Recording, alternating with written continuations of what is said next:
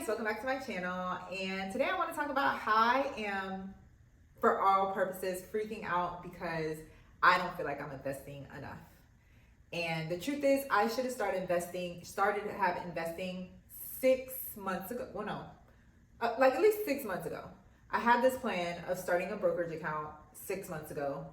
And I was gonna actually bring it to the YouTube channel so I can document it, because I want to document my journey from zero to wherever I go. To keep myself accountable and to show that you can start things that, number one, you don't know much about, number two, that you don't have a lot of money, and you can be successful, because that's my goal, to be successful in anything I do, right? And I wanted to document the journey. But I realized I haven't done it, and now I'm 36, and I'm like, I need to get this on the road, because I don't want to be 37 being like, damn girl, you still haven't done it. Time is money, and the best day to invest is today.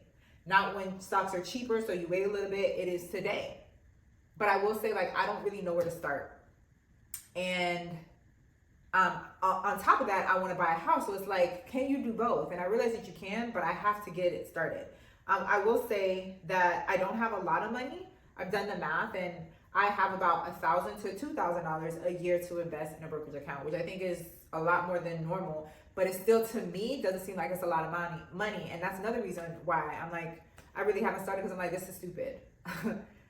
In 5 years, where's your $1,000 to $2,000 going to bring you? I don't know. I don't think it's going to be the $1 million that I want. But it's like, you have to start somewhere. Okay. So let's get into like the things that I don't know. I don't really know how to begin. I don't know, like, I do know how much I'm going to invest, but I don't know which host to pick. I have to investigate that. And I don't know if I can investigate that without, like, signing up for a username and password. I just want to look into the funds and see that are available to me. Maybe I can do that on Yahoo Finance or CNBC, one of those things. I need to look into it, and it's a lot of work.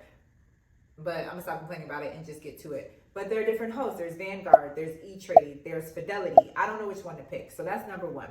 Number two is, I don't know, if I'm going to set up ultimately, if I need to get another bank account. I have 2 bank accounts right now, a personal and a business. I think that's what it is. So I can separate my brokerage account money from my personal money, from my business money, and from my savings money. That's work. Another thing is, like, am I going to dollar cost average? The best way to dollar cost average is make a deposit at least once a week.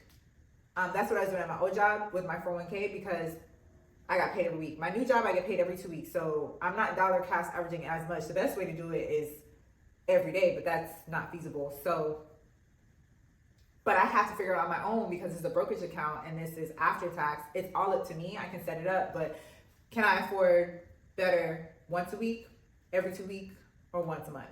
I don't know. These are things that I need to figure out. And then the stocks that are available to me, am I going to buy whole stocks or partial stocks? Because a lot of the really good funds are really expensive. Like, there's a Vanguard fund that's like $400 for one. I don't want to pay that, but I know I should, because tomorrow it's going to be $500. And the best day, again, to invest is today. And stop complaining, because tomorrow will be $450, $500, $6, and I'll be mad that I didn't do it today when it was $500. So those are things that are in my head. I'm not really sure. The only thing that I am sure about is that when I do invest it, I'm going to invest it in ETFs, which is an exchange trade fund. And that's what I have all my other, like, stock market investments in. Well, no, that's not true. I do have some some stock from a company, but those are less riskier, because it's a fund with several stock versus just one stock. If I have just one stock, all my money in one stock, if it does bad, all my money goes bad. But if I have it in the fund of 10 stocks, that one stock that went bad will go bad, but hopefully there's like 3 that stay the same and 7 that do well. So I'm buffered. So ETFs will be my methodology. I'm just hoping that my 41-year-old self will be proud and happy that my 36-year-old self decided to do it and stop complaining and being afraid of the future. Because if I don't do it now, when am I going to do it, right? So like everything, I'm making this video to document the process, and it ultimately will keep me accountable, because I have put it out there and I need to get her done, right? So this is the investigative portion that I'm going to get started on ASAP. So by my 37th birthday, I have a plan and I should hopefully feel more comfortable. It's just an uncomfortable thing because I'm not educated about it. So I need to do some self-educating. The two doubts that I have in my head would be, the first one is, in 5 years, I may not have a lot of money, because what is 1 to 2,000 going to compound to, right? But I have an equally challenging thought in my head that counteracts that and says, yes, but stocks tend to appreciate. Versus if I were just to save that 1 to 2,000 a year in a bank account as cash, I'm going to lose 3% on it, maybe 6% the way it's going with inflation every year. Stocks tend to increase. So the stocks that I have in a fund that are maybe like $75 2 years ago, they were probably like $65. Now they're $75. I had a stock as low as $13 3 years ago. It is almost $16 now. So that helps me feel better because I'm not losing money. Even if the balance is not $300,000, I doubt it's going to be $300,000 if I'm only put $10,000 in it. But if I put $10,000 in it, it should be at least $20,000 because it should have gained a little bit. Doubt number two that I have is that doing this steals from my house fund.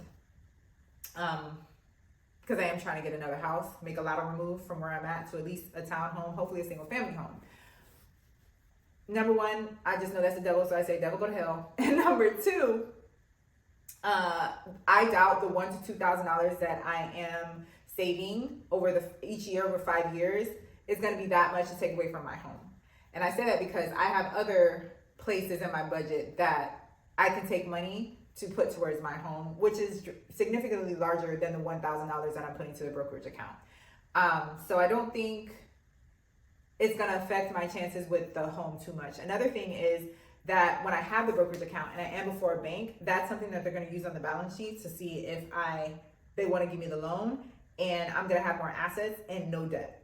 Even if it's like $30,000, that might make a difference for me. I'll look better to a bank.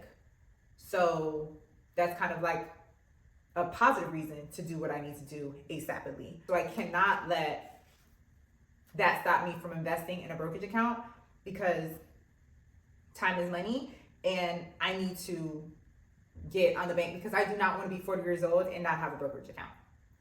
Something happened this weekend that made me even more so be like, I need to get on my ass and get it done. I kind of had a rough weekend at work. I'm a waitress now. I don't know if I've let y'all know that, but I'm officially a waitress. I've been doing it for a month and I do like it. But I had a rough weekend. Most weekends are good, but I had a rough weekend. I had a lot of tables that didn't tip, which is terrible. I still made decent money, but it just made me realize that I don't want to be a landlord, because I feel like those same type of people that don't tip be in people's homes, tearing up their homes, and I don't want to be that landlord, because I don't want to have to fight someone to get them out. I don't want to have to hire a lawyer to get them evicted, hire the police to go over there to take them out. I don't want them tearing up my stuff, because there are just certain people that are low class that tear up people's shit and have no respect for stuff. And I realized I'm going to jail. So I don't want an investment property anymore. I'd rather put all that money, which is going to be $100,000 to $120,000 that I was going to get into putting just mainly a down payment into an investment property. I'm going to put that into a brokerage account. With the brokerage account, I don't have to deal with insurance, flood insurance. I don't have to deal with tornadoes, hurricanes, termites. I don't have to deal with people tearing up my place. I don't have to deal with complicated taxes. I don't have to deal with a bank. I don't have to ask a bank for anything. I don't have to go before the mercy, like, can you please give me a house? I don't need to. And I also won't have the debt. So I'm just like, this is confirmation. I need a brokerage account ASAP by the age of 36. By the age of 37, if not at 36. And I want to start the process. And I hope to, at 41, 42, have something good to report and never have to deal with, I won't say never have to deal with investment property, but when I do, it's big boss status, and I won't be at the mercy of bad tenants, and I won't be at the mercy of insurance companies. You know what I'm saying? So yeah, that is why I need to get the ball rolling on a brokerage account before 36. I will keep y'all posted, and if y'all have any advice for me, let me know. Do you have one? Which company do you use? How often do you invest? Do you have partial stock or do you have whole stock? All things that I need to know. Let me know in the comments, and I will see y'all next time. Take care.